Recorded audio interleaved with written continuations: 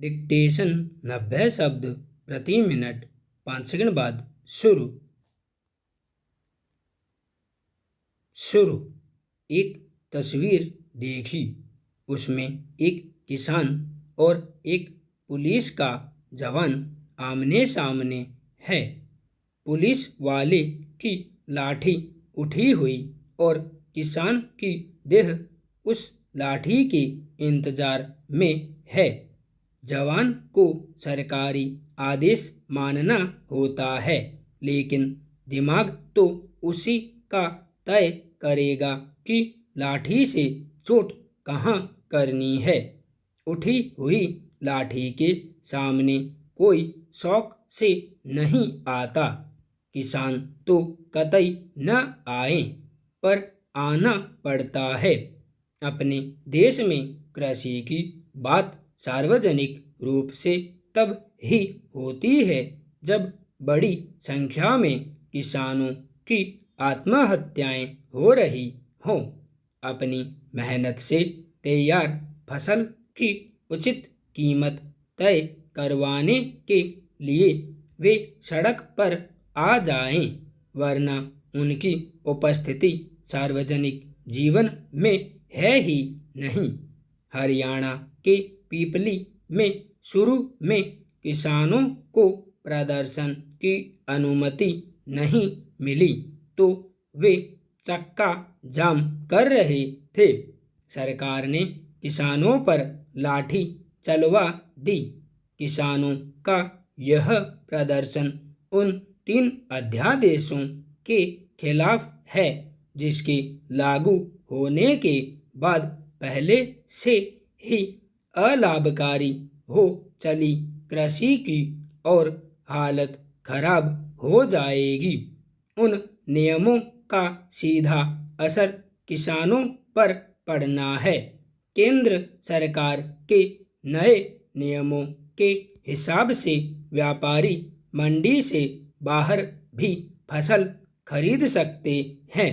जिन स्थानों पर फसल को मंडी में ले जाकर बेचने की व्यवस्था नहीं है, वहां फसलों की कीमत व्यापारी तय करते हैं और निश्चित रूप से व्यापारी अपने लाभ की सोचते हैं, किसानों की नहीं। जब हम व्यापारी की बात करते हैं तो घोड़े और खच्चरों पर अनाज लाद कर जाने वालों की बात नहीं करते, बल्कि उन बड़े व्यापारियों की बात करते हैं जिनके बड़े बड़े कारोबारी प्रतिष्ठान हैं। वे कीमतों को कभी किसानोन्मुख होने ही नहीं देंगे। न्यूनतम समर्थन मूल्य का जुआ उतर जाएगा और किसानों को हाड़ तोड़ मेहनत के बाद भी हानि ही उठानी पड़ेगी। सरकार अनाज, दाल, आलू, प्याज, खाद्य तेल आदि को आवश्यक वस्तुओं की कोटि से निकाल रही है। एक बार ये सब आवश्यक वस्तु की सूची से बाहर निकले कि इनकी तय मात्रा से अधिक के भंडारण पर से पाबंदी हट जाएगी। कम कीमतों पर फसल खरीद कर जमा कर लेने के बाद बढ़ी हुई कीमतों पर उन्हें बेचा जाएगा।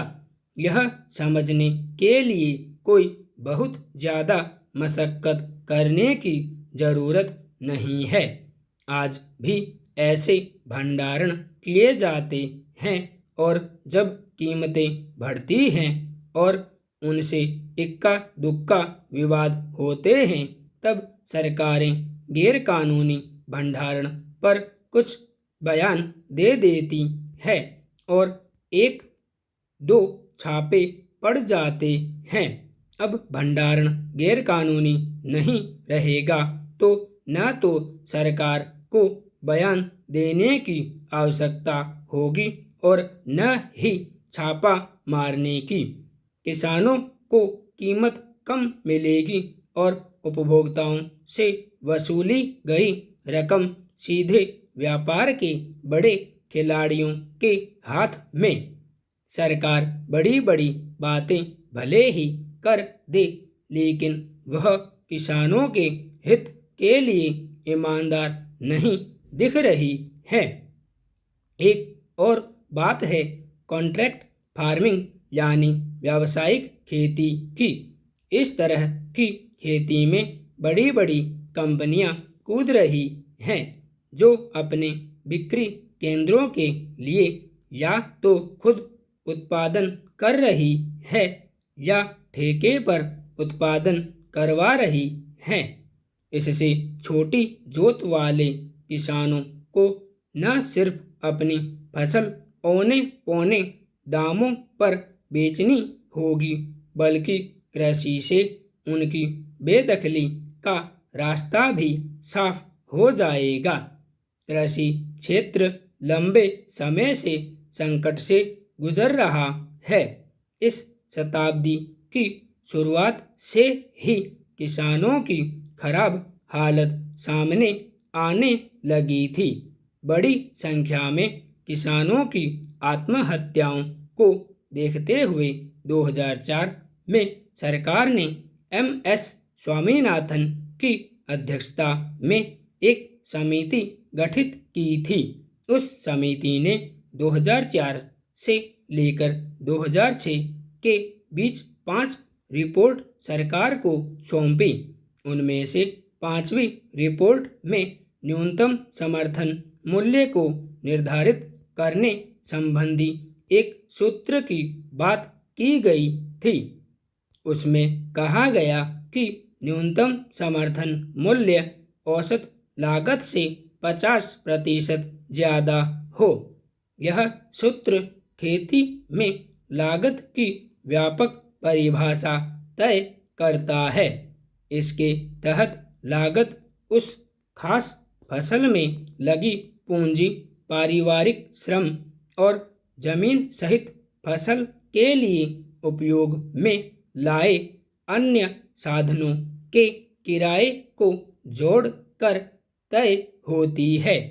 इस लागत पर 50% ज़्यादा कीमत जोड़कर न्यूनतम समर्थन मूल्य तय होना किसानों के हित में है, लेकिन तब की सरकार को भी उस रिपोर्ट पर अमल सुनिश्चित करना जरूरी नहीं लगा।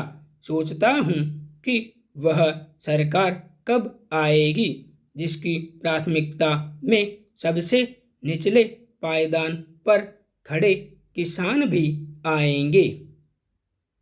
संपूर्ण विराम।